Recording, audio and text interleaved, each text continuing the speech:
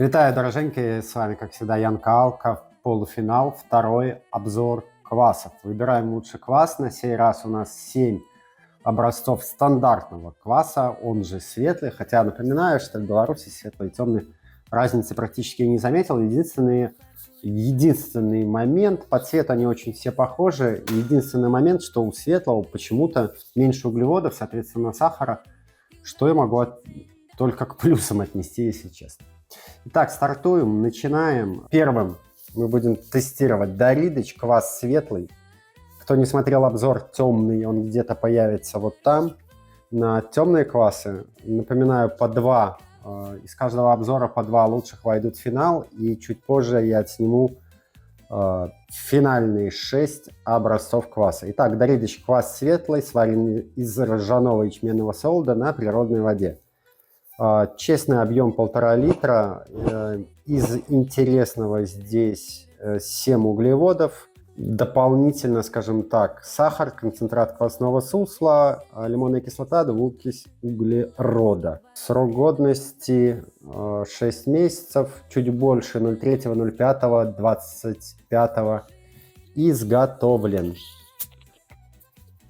Так, наливаем. Хорошая пена, высокая, плотная, стойкая. Могу отметить, практически у всех она такая. И также одна на всех.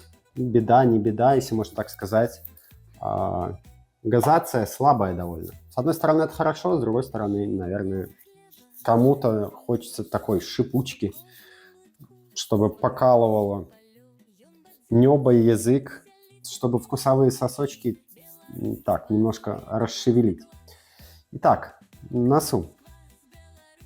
Носу неплохой нос, сладковатый, с кислинкой, чуть-чуть есть хлебушка, но немного. Вкус?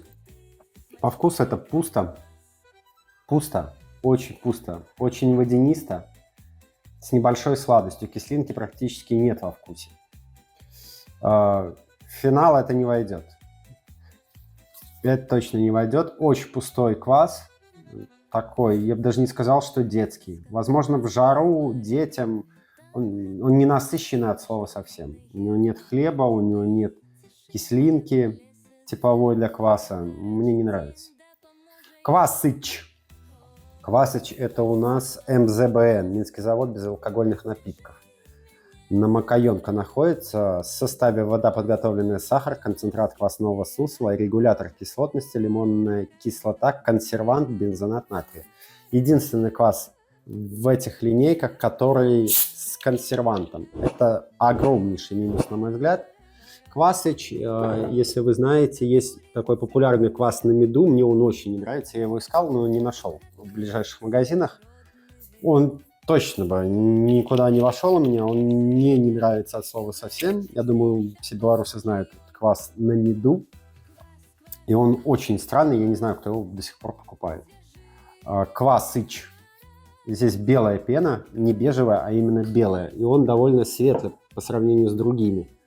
И здесь прям не натурально, прям пахнет, как будто здесь ароматизатор. Обратно же и есть аромат меда, как будто это вот квас тот на меду, я не знаю, там есть в составе мед или нет, но вот этот квасыч, он точно так же пахнет, как квас на меду. Прям такое ощущение, что из одной ЦКТ их льют. Насыщенный медовый тон, приторно-сладкий, как будто мед засахарился. Вот такой аромат засахарившегося меда. И по вкусу это очень сладко, без кислинки, прям кока-кольно. Нет, надо, кстати, будет сравнить, хотя зачем, квасыч и квас на меду. Такое ощущение, что это очень похожий квас. Не знаю, никогда его не покупал, вернее, покупал, пробовал, но мне очень сильно не понравился, и поэтому, да, в финал он тоже не выйдет. Хотя прям ужасного ничего в нем нет, просто он сильно сладкий. Третий вариант кваса, квас хатни Бобруйского бровара, да, 0,9 бутылкой. Обратно же тут несколько вариантов квасного сусла с тритикали, без тритикали. Из особенностей регулятор кислотности, молочная кислота, сахар белый. Изготовлен 19.04.25, срок годности практически как у всех, только здесь 7 месяцев. Ну, вот Бобруйский в Крынице единственные объемы уже как бы не самые лучшие. Пришел код, сейчас будет мешать мне. Также довольно светлый тон, но здесь бежевая пенная шапка. Пенная шапка, вопросов нет, конечно, ему виду вопросов нет. Карбонизация слабая у всех. У всех нету прям такой жесткого карбона. Кисловатый тон. Тоже пусто. Очень пусто. Чуть-чуть кислинки, сладинки. В принципе, это неплохо, но... Особенно, когда это будет холодным, но... Очень сладко. Очень сладко, сколько углеводов всем. Хотя по углеводам не сказать, что он прям сладкий должен быть. Но такое ощущение, что... Но мне не очень нравится. Так, дальше. Квас оливарский. Оливария не дурит с объемом. 1,5 литра честных. Изготовлена оливария 17.04. Срок годности до 12.11. 1,5 литра объема. Прикольная бутылка. В составе вода, сироп глюкозный, концентрат квасного сусла, регулятор кислотности, лимонная кислота. В принципе, все окей. И здесь у нас углеводов 6. То есть пока меньше всего именно здесь. Углеводов. Давайте на весу наливать буду. Аромат выделяется у оливарии среди всех квасов. Он какой-то не похожий. Сразу аромат кисловатый, настраивает тебя на кислый квас. В хорошем смысле слова. Есть какой-то интересный тон, какой-то вот карамели, то есть жженого сахара, но как будто то ли копчение, то ли что-то. Плюс кофейные какие-то тона. В общем, это делает его интересным. Пробуем на вкус. На вкус это довольно кисло. Сладковато, но с кислинкой. Приятно. Довольно полнотело. Приятный квас, охладить, пить его класс. В отличие от черного, это, скорее всего, забегая вперед. Хотя мы еще не попробовали остальные, но этот пока проходит. Пока из 4 образцов оливарский лучше. Причем я его очень давно не пил. Не знаю, почему-то, может, из-за того, что пиво мне не нравится оливария, и там нечего покупать в принципе. Кстати, забегая вперед, скажу, что скоро будет рейтинг белорусского пива, вернее, лучшее белорусское пиво. Интересно, войдет туда что-то из оливарии или нет? Скорее всего, нет. В общем, оливария пока годна. Пока это лучшее, что мы видим на столе. Дальше у нас один из самых популярных квасов. Это лидский квас, хлебный, в составе вода, сахар, концентрат квасного сусла, регулятор кислотности, лимонная кислота, концентрат ржаного сусла. И все. Спирта не более 1,2, углеводов 6,4. В принципе, нормально углеводов. Сравнительно. Код мешает. Кажется, код не даст мне нормально отснять. Будешь? Не будет, говорит. Да, и с объемом у оливарии, у Лидского все хорошо. У Лидского все хорошо с объемом. 1,5 честных литра у нас бутылка. Да, 1,5 литра. Изготовлен 02.03.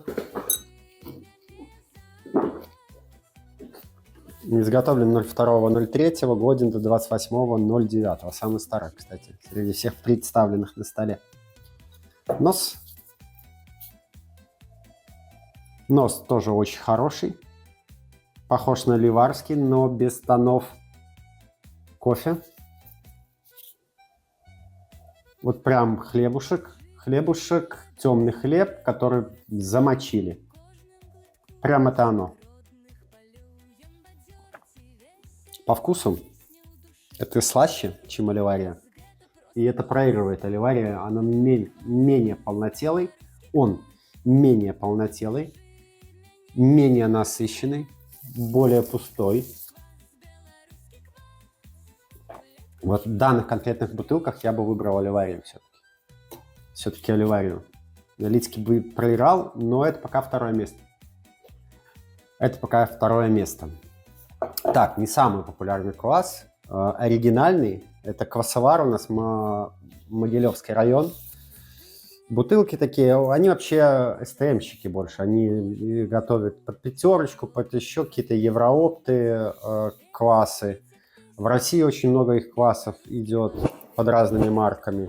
Я думаю, что по характерным пузатым бутылкам абсолютно неудобная бутылка. Их можно найти, их можно увидеть без ГМО, ну еще бы. Ну вот такая типичная квас белорусский. Если кто-то из России смотрит, вот они его и варят. По факту это одно, наверное, и то же.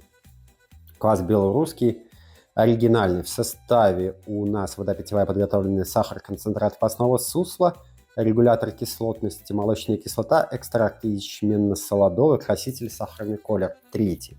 Снова здесь у нас краситель. Не понимаю, зачем он в квасе. Так, мне уже неудобно наливать, буду вот здесь наливать. Несмотря на краситель, это довольно светлый квас, один из самых светлых квасов. Объем тут честный 1,5 литра, углеводов у нас 6,5.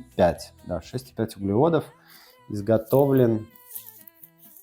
Это не очень красивая, если честно, упаковка, вернее наклейка вот это вот, прям как из 90-х. Как бы поработать бы, это белаква, да, белаквабай, им бы поработать над этим, над дизайном немножко.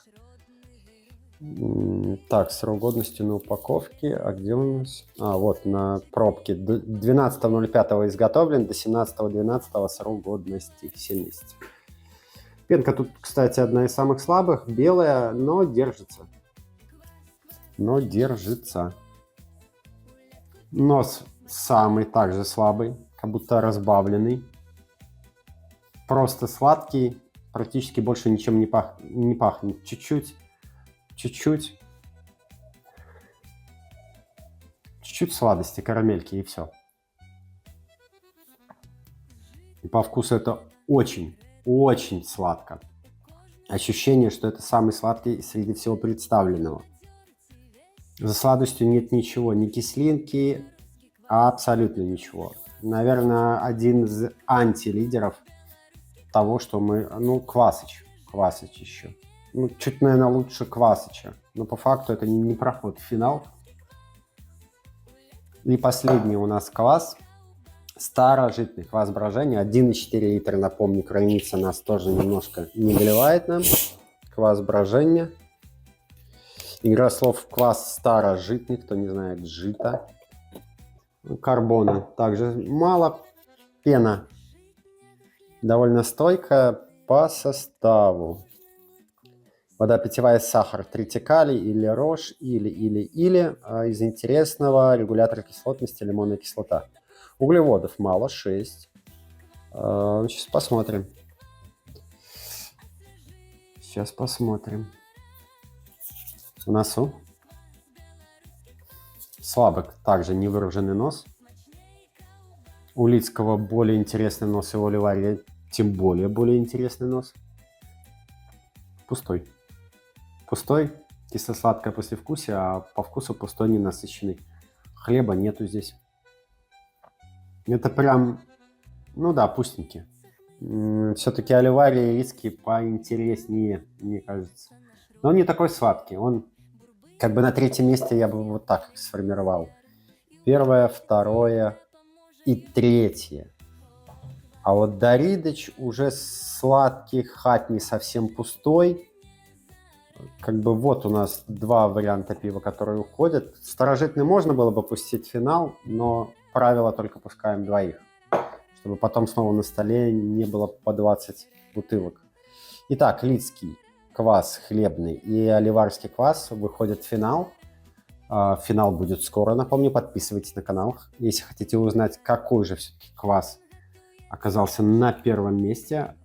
Темный квас, кто не смотрел, смотрите, обзор уже есть на канале.